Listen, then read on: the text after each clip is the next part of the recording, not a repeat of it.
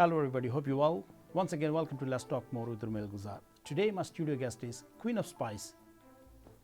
So stay tuned, find out more. Let's talk more with Romail Gulzar.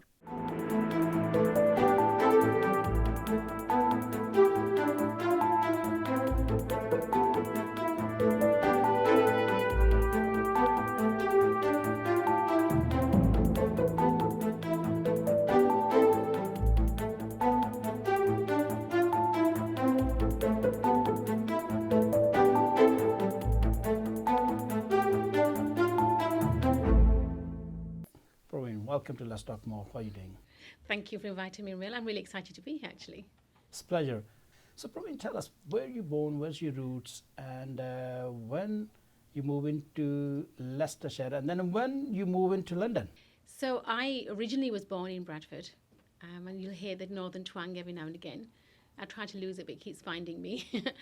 So I was born in Bradford, which was wonderful. It was a lovely, I was one of 7 children. I was the middle child. And if you know anything about middle children, they tend to be a little bit loud, attention-seeking. I don't know if I am, but probably am, actually. And that's what gives me the personality to do what I do now. So growing up in Bradford, got married and moved to London in 1987. I met my husband, who was my soulmate and been my biggest supporter. But having said that, he's my biggest critic as well, Romail. I moved to London, had 3 children, and then lived in Leicestershire. And just recently moved back to London, so I call all 3 my home, really. And that's where my journey is. That's where I've been migrating. But home is where the heart is, as you know. Born in Bradford. So where you have done your qualification, the college, your schooling, in this whole in Bradford, grew up in Bradford? Yeah, so I just went to a normal comprehensive and in the 70s. And you know, the 70s was a very different time to the way it is now. And I remember feeling very brown at school. And in those days, and you wouldn't think it now, Romail, but in Bradford, when I was at primary school, there was only like 3 Asian people in the whole school. So there was a time in my life growing up in Bradford in the 70s, with the world being the way it was, with overt racism and things like that. I suddenly didn't want to be brown. I remember not wanting to be Muslim or Asian or Pakistani. I just thought, do you know, I want to be white like my friends. So there was this whole identity crisis that I went through, which is really strange because now everything I do and everything I talk about is celebrating my culture, celebrating my Muslim roots and my heritage and my South Asian heritage. So I've sort of come 180 full U-turn from what I used to be as a child to where I am now. But you know what? Life is a journey. And it's such a cliche, Romail, but here's the thing about cliches. They are cliches because they're true. So my journey has taught me to embrace myself and everything I am. And that means my femininity, my Asianness, my Britishness, my Northernness. So I'm very blessed. I feel that the journey I've gone through has led me to where I am today. To you. To you. You know, I ask most of my guests this question. Everyone in the childhood, they have a dream. Yeah. When you was in school or college or after graduation, what's your dream was? What you want to pursue your career? What you want? Yeah, you're not going to really like the answer to this because I felt in the 70s as a British Asian girl, believe it or not, I didn't dare to dream. I didn't have a dream. I did have a dream. My dream was to marry a good man and have a home and have a family because the world was a very different place then. And I didn't think I would even have, I didn't even dare to dream. So my dreams were not squashed, but probably, for want of a better word, I didn't really think I had the right to dream, so I didn't. I had an ambition to get good education, get married, and have children, which doesn't sound a lot. But actually, even now, when I do what I do, when I do my demonstrations and I'm filming for a show, my grounding, my anchor is my husband and my 3 children. So my dream was just to have a happy life. The rest is just a bonus. But then my dream did come true. As I got older, my dreams changed. So your dream was basically being a happy housewife.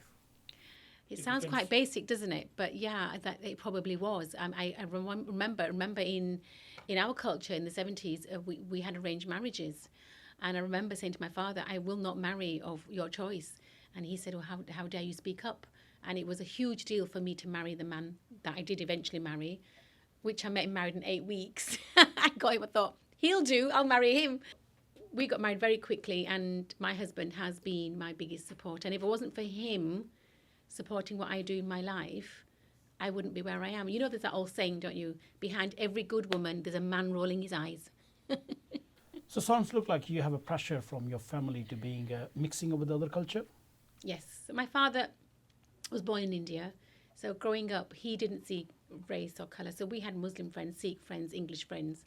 And I'm glad my father passed those values down to me. So I've never seen that. So I'm not one of these people that just circulates and socialises with people from our own culture. I think all cultures. My father taught me that, and that's why I teach my children. How you describe your life in Bradford? Growing up was difficult in the 70s, really difficult, and it was difficult to fit in. So I sort of used comedy to get people to like me. I just thought, if I'm nice to people, they'll be nice to me. And that's the values I had. That's how I sort of got friends and things like that. My passion for cooking didn't come till later, much, much later. So where do you see, you think Bradford have moved on as if life from 70 to now we are in 21st century? Massively. Bradford has moved on massively, and it's known as the curry centre of the north. When I grew up there, I think my mother actually worked in Bradford's second Asian restaurant at the time for £5 a week. So you know what? She was a caterer before I was cooking for people. And curry houses didn't have a good reputation at that time. There was no such thing as Indian fine dining. There was no such thing as celebrity chefs that were Indian or Asian or South Asian. It was, people got drunk and went for a curry. So it had a very down market kind of image. Whereas now curry houses have got different image. They are glamorous. You can go down to Dishoom and the West End and Mayfair and have a meal for £100 a head. But Bradford, when I grew up, was a very different place to where it is now. Let's talk more about the spice of Queen. Let's talk about her. When and where started and how started? Have you noticed I call her her? That's interesting because my name is Parveen Ashraf. I was given the title Parveen the Spice Queen by a local newspaper, actually. You journalists love a name, don't you? And the journalist said, oh, what do you do? I said, sell spices. So he said, well, let's call you Parveen the Spice Queen. And the name stuck. So about 4 years, I rebranded to Parveen the Spice Queen. And things really took off after I rebranded because I feel like her. She's like my alter ego. And then when the camera comes on, Parveen Spice Queen comes out. So that is my name, and I feel like that, and it feels authentic to me to be called that. As you described early on in Bradford, the curry standards or restaurants, like on the price tag was not what huge. No. And that not really put you off to going into being into kind of a South Asian cooking or coming at a chef? Well, my journey into cooking, again, is another story. So I left Bradford, got married in 1987. I had big hair, big ideas, and no experience. And I married this amazing man who introduced me to a different world. And we used to dine out a lot, eat a lot. And London was a very different place to Bradford, a lot more cosmopolitan, a lot more Asians with a forward-thinking mindset. And I found that I felt very northern when I moved to London, but I very quickly dropped my accent. I stopped saying bus and money because people just looked at me. So I sort of, not conformed, but I sort of changed my accent a little bit just to sort of fit in and not have people take the mickey out of my northern accent. Because anything north of Watford, they don't want to know. I didn't feel I had the right to dream because I supported my husband with his dreams, with his ambition and his career. And I was happy doing that. Then I got a job working with children, and then I got a job with Shaw Start running a nursery. I finally got a job as a steering group of Shaw Start and an inspector for Ofsted. So I was the first female Muslim inspector for Ofsted, which I was really, really proud to be. But the job didn't give me much joy. It was a job. Life took over and I got a tumour. I had a tumour in 2008. And then life stopped. I had 3 children, I had a husband, I had in-laws, I had a mother, I had brothers, I had lots of responsibilities. I didn't feel I had the right to be ill, so I ignored my tumour and it began to grow. It was a difficult time. I can't remember a lot of it because just thank goodness for morphine, that's all I have to say. It was a year of in and out of hospital and treatment. But that tumour was a blessing because it made me stop, think about what am I doing with my life? What's my life purpose? What's my why? Why am I here? What gives me passion? What gives me joy? So I stopped everything. I think after the last lot of surgery, after they took the tumour out, and it was a big tumour in my stomach, I had to reassess everything about my life. And I thank it. I thank my tumour for helping me find my passion. So I think after the 4th lot of surgery, my husband said, that's it, Parveen. No more stress. Don't do anything you don't love. Do what you do love. Follow your passion. I remember saying to him, I love cooking for people, but I'm not trained. I'm not a trained chef. He said, but you're good at it. And that's when my life changed again, and I found my passion, which was cooking for people, demonstration. Lucky for me, I can chat and cook at the same time, because that is what I need. So my tumour changed my life and helped me find my passion. That's very encouraging and listening. Great game changer here. Massive. And so where you train, as you say, you're not a trained, so where you train, when you become a chef, you did a college or university, how you become a chef? Well, you know, like most Asian women, I trained at my mother's knee, you know, watching her cook. But here's the thing, I never wanted to be a chef or a cook. I didn't want to do what my mother did. But home cooking is very different to cooking as a private chef in the real world, in the business world. That's why it tends to be male dominated, because of the long hours and the amount of stamina that you need. And I could be on my feet 14 hours a day doing a private dinner, exhausted, come home. There'll be chicken masala, biryanis, gulab jamuns. I'll have a bowl of cornflakes because I've been catering for 2-3 days. So an intense amount of stamina is needed to cook in a professional manner. That's why home cooks are still mothers. So my mother taught me to cook. But I didn't write a recipe. I didn't still think it was my passion. My son went to university. 2008, he went to university in Manchester. And he rang me and said, Mum, I thought he was missing me. He said, Mum, I need a recipe for chicken masala. I'd never written a recipe, so I wrote a recipe for him. And he said, this is really good, Mum, it really works. You should do a video.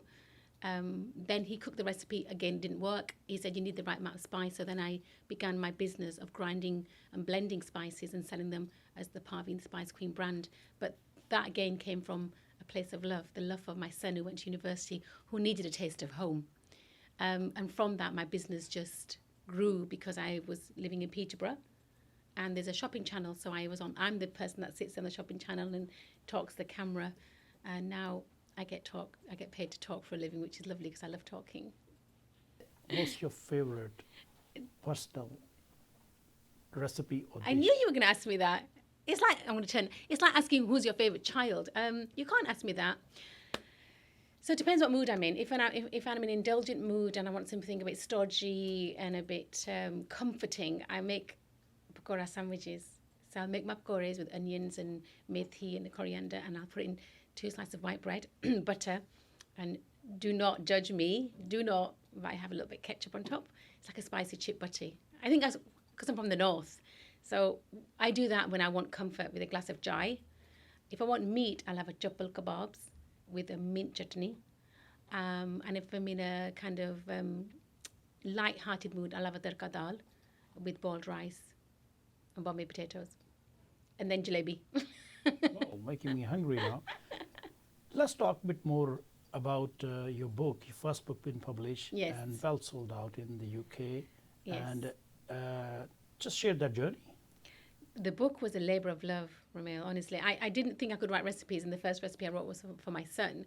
And then I thought, gosh, I can write because I'm an ex-teacher, ex-inspector, so I found writing quite easy. And that's why I became a columnist as well. I had my own column for 3 years.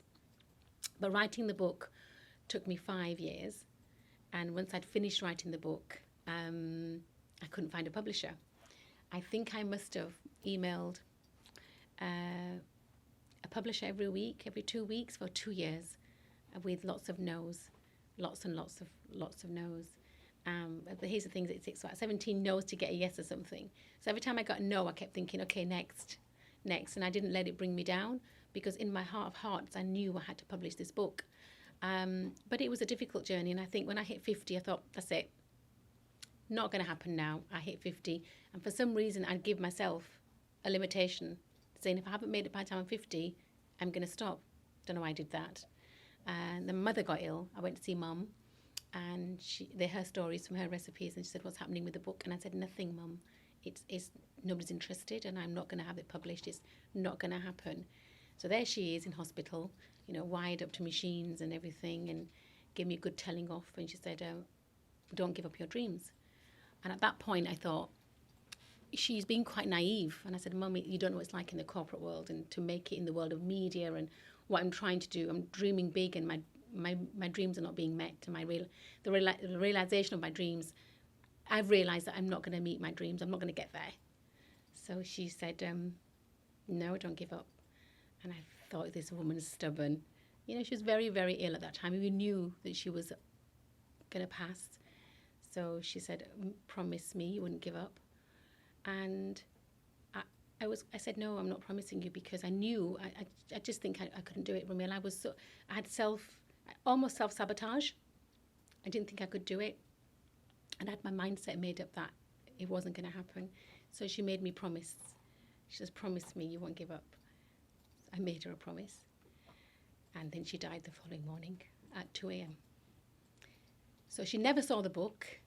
I dedicated it to her. You know, she was my inspiration. Don't get me wrong, we argued about everything, the recipes, the spices. I talked too much. I was putting too much weight on. She was a mother. She was very critical because she wanted me to do well in my life. But her last few words before she left this earth inspired me so much that 6 weeks after she passed away, I got my book deal. A year after she passed, I got my ITV show. And I feel that she just is sprinkling gold dust from above. Simple as that. Since childhood, you have a challenge. Yeah. From family, and then you have a challenge, your illness, your own. Yeah, I did. Then you have a challenging, your mom was not very well. No. But you didn't give up your dream. No. Where does that strength come Don't from? ask me why. You ask me why.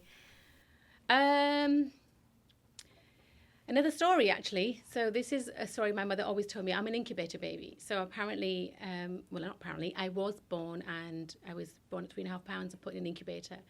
And do you know what they do to incubator babies in the 60s? Nothing. You are not held. You are not touched. You are not loved. You are left in that incubator. So every year, every birthday, I would hear from my mother that you're a strong spirit. You're an incubator baby. And she couldn't say the word incubator in Punjabi. So she'd call me the bottle baby. Bottle wali baby dunya. And the whole family would call me this bottle baby. And I hated that tag of, oh, she's the bottle baby, she's the incubator baby. And then just before she died, my mum did say, remember who you are. And I said, who am I, Mum? Your daughter. She said, no, you're that incubator baby that survived. You have a strong spirit and don't give up. So I think I probably do have a strong spirit. The minute somebody says to me, you can't do that, I think, okay, watch me. My back goes up and I think, watch me do it. My husband says, you can't put that unit together. I'm like, watch me. So I rise to the challenge. And I think it's something inside me. Michelin star chef. How important to have? There's no many Michelin star chef in South Asia. No. Why? I don't know, but I just feel that sometimes making South Asian food look attractive on a plate is not the easiest thing.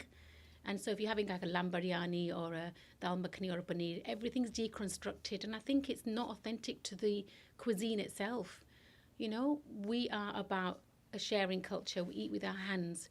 It doesn't always look that attractive on a plate. So when you have bits of things and you deconstruct it, I think you lose the essence of what it actually is. So I don't know why there's no Michelin. There is some Michelin star chefs, and I know Vivek's in quite well, and Atol have eaten at their restaurants, and the food is good. And you're paying a huge premium rate for the fact that it looks pretty on the plate. And it's slowly changing. But I think I'm more about street food and authentic food and eating with your hands. And the food smelling good. If it smells good, it's going to taste good. It doesn't always look the best. You can't always sort of make a rice and a dal and a chicken curry or you can't style it as you can with other cuisines. But you know what? Our cuisine is the best. It tastes amazing. I love it. If I don't have it for 2 or 3 days, I get withdrawal symptoms. You offer your guests like a private cooking to the fine dining experience or traditional? Both. So sometimes we eat with our eyes. So the kind of people I cook for, they're used to seeing good food. So for example, I'm doing a party next week. I will serve the flute in champagne flutes so that it looks attractive. But there's no other way they're serving it. So when I'm serving the main meal, the chicken curry, the lamb bhuna, the sabzi, anything that is the main curry masala dish will be in a little wok for them to help themselves. I do not plate up. The starters, you can make starters. You can make a samosa look good or a aloo chaat look good. But with the mains, you still serve it in woks. With the desserts, you can then judge it up a little bit with the desserts with the gold leaf and things like that. As in Britain, over 200 years ago, when curry is born, Yeah. back in home, India, Pakistan, Nepal, or where a South Asian country come, we never use the word curry. No. It's a very British things to call curry because try to easy to explain and to Squinder came into soak, like all these short names that is was started. Should things curry culture in Britain have changed now? Yeah, it has changed, Romail. It has changed because people are realizing that we have a really good cuisine, and Indian food is more than just curry. But it depends who you speak to. You speak to the person who's going to have a few beers and then go to their local curry house and spend $10.99. To them, a curry is something you have after a beer. I tell you a funny story. In Bradford, 1988, I'd taken a friend out and he said, "Oh, Parveen, we must go for a curry." And he kept saying, "We must go for a curry." I said, "Yeah, let's go for a curry." So I took him to a really authentic little curry house, and we had aloo matar keema and roti. And he had it, he went, "Oh, I don't like this." And I said, "Oh, I think it's lovely." He said, "I don't like the flavour." And I said, "When's the last time you had a curry?" He said, "When I was drunk." So his perception of Indian food is just a spice hit after he's had alcohol. I think that is changing now. People go out to dine at an Indian restaurant. Friends and family go out. My brothers and their wives and their nieces, we go out as families now. And the other thing that was happening previously is English people, non-Asians were eating out at Indian restaurants. Now Asians are eating out at Asian restaurants. So we're supporting our own cuisine. And then the restaurateurs are onto this fact, so they're upping their game. What's your message to South Asian, especially young ladies and females, to take that path? Because in our culture, we still don't see is a chef is like a job or scale, or we don't see much future. What's your message to them? No, it's a job. It's a very difficult job. So it's just like any other job, you have to have professionalism. So now when you're a private chef or you're demonstrating or you're catering, you have to know about your allergens. You have to have different menus for gluten-free, for vegans. Do your health and safety courses. Do as many courses as you can. I've just done a photography course, and actually as I walked into your office, your young lady over there had a beautiful picture and it caught my eye. So I do a photography in food styling. So in order to behave more professional, do as many courses you can to get to that level and see yourself as a professional, then others will too. When we're speaking to the various restaurants industry, especially from the curry in South Asian, they're saying, "Oh, we have shortage of chef." They always look forward to bring from India, Pakistan, or Nepal. You don't think so we have not enough local chef here, no enough training? It is an issue, isn't it? A lot of my friends that own restaurants are saying that they are struggling to find good chefs. And I think the young generation, maybe they don't want to follow in the footsteps of their fathers and forefathers. And I think to them, it could be a little bit, they could feel it's a bit demeaning. So remember, even when I'm cooking, I'm serving somebody. I'm not your servant, I'm serving somebody. So I think the younger generation just feel they don't want to be in that service industry. And it is a shame, and it is a real issue at the moment, and I don't know what the answer is. Your roots from Pakistan. Pakistan, yes. And in England, we all call Indian curry house. We do. Yeah, Indian curry. Yeah. We have a Bangladeshi curry. Yeah. We have a Nepali curry. Yeah. We have a South Indian curry, and we have a Pakistani curry. Mm. What's your taste? Is more towards and Pakistan or India or Bangladesh or Nepal or Sri Lanka, or is a mixture? Yeah. So I love it all. So if we encompass the whole of the subcontinent of India and South Asia, so even in Pakistan, a curry will, if you're having a kebab from Lahore, will differ from a kebab in Karachi. So actually, food is regional, and people, I think we were given that label as a curry, which is not really. There's so much more than that. So when I'm teaching my cooking and I'm cooking, and they say, "Oh, Parveen, it's Indian food," and I say, "No, but actually I'm from Pakistan," and they say, "What's the difference?" I'll say, "Nothing really, just a line that the British put in, 50, 60 years ago."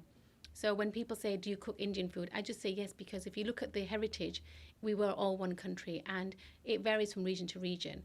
But just be proud of the whole of the subcontinent of India and everything we produce. All the subcontinent spice use the same. Yeah, we do. Just different versions of it. Different version of it and different way to use. Yeah. I'd like to add this question. Some people think as a vegetarian cooking is hard than non-veg. Yeah. That's right. Yes, but not when we do our cooking. There is so much. In fact, I've just written my chapter on veganism, and I've just been experimenting with jackfruit, and I made a jackfruit curry with masala with cream and coconut cream and sweet potato, and I called it. I can't believe it's not butter chicken, and it was better than a butter chicken. So I used the jackfruit as a substitute for chicken, and I used coconut cream, and it was vegan. It was lovely. So if I was to make a vegan dish or a vegetarian dish for you, you would not miss the meat. You can have a masala dosa, you can have a chana, you can have halwa puri, you can have dal, you can have Bombay potatoes, you can have aloo gobi, you can have saag. So when it comes to our cuisine, I think we rock when it comes to vegetarian food. In fact, I'm doing a vegetarian dinner party, a 5-course dinner party next in 2 weeks, and it's all vegetarian, and it's going to be a really full-on menu. You won't miss the meat. Earlier, you touched about when your first ITV show landed on your doorstep. Yeah. Describe that moment. Surreal. It was really strange because I'd been performing to camera for about 12, 13 years in a studio, in a TV studio when I was on live. But when you're filming a show, you have a producer and a director, you have a sound guy, you have cameramen. There's about 12 people in the room all looking to you to do your job. And I remember just freezing, thinking, oh gosh, I can't believe I'm actually here. So I asked somebody in the set I said, can you just do a little prayer, a little blessing? And she literally blessed the set. And I felt better then because it was a good energy. And I said, I'm all about the good energy and the good vibe. But for me, the most surreal thing was going to the National TV Awards, meeting Lorraine Kelly, who knew I was. And I'm like, wow, this is surreal. So at the NTAs was good. And I thought, I've arrived. But then things didn't take off with my second series. So I went away with it, thought about what I want from my life. I thought, no, I don't need more stress again, not what I did 13 years ago. So after rethinking everything, I'm thinking, do you know what, I'm ready to come back with my second series, but this time with Channel 4. What is the highlight of your career in cooking career? Gosh, meeting Lorraine Kelly. In cooking career, actually, when I'm doing demonstrations, I meet a lot of different type of people. And I met one lady, and she said, oh, I love your show and I love your recipes. And we spoke very briefly, and I went on to the next person. And then she said, you may have heard of what I did. And I said, oh, well, what do you do? So I'm a writer. Then she told me she was the author of a book called Victoria and Abdul. I met the author of Victoria and Abdul, who wrote all about Queen Victoria. And she was a fan of my show, and I was a fan of hers. At that moment, I thought, wow, it's amazing. And that, to me, was a huge highlight because I'm a huge fan of anything about Queen Victoria. And I met the historian that wrote the book. So actually, that was the highlight for me. Finally, is more pressure cooking in front of a camera or more pressure cooking for a live guest? I love live. I love cooking live. So if I had 20 people here cooking, you get a great energy from the audience, and it's interactive and it's fun and the energy level is high. Cooking to camera can be difficult because the camera doesn't give anything back to you. So it's all you, so it can be very exhausting. So if I had to choose between doing a live demo or a demo to camera, I would choose being with real people in the real world. What's your final message to out there, all the curry lovers in the UK or around the world? I think be proud of our heritage and be proud that we have a cuisine that is known around the world, and the fact that I know that of all the cuisines that I've eaten, Chinese, Greek, English, if I don't have a good curry, I don't feel right. So I just think be proud of our heritage and be proud of the cuisine that we have given the world. What's your message to people watching this episode? If you have a dream, follow it. Just aim high and focus. Parveen, thank you very much, and we wish you all the best for your upcoming TV show and your upcoming book. Thank you. Thank you. Thank you very much. I hope you enjoyed this episode. As Parveen said, if you have a dream, pursue it and follow it. She had a lot of challenge from the childhood, but she came out in other end.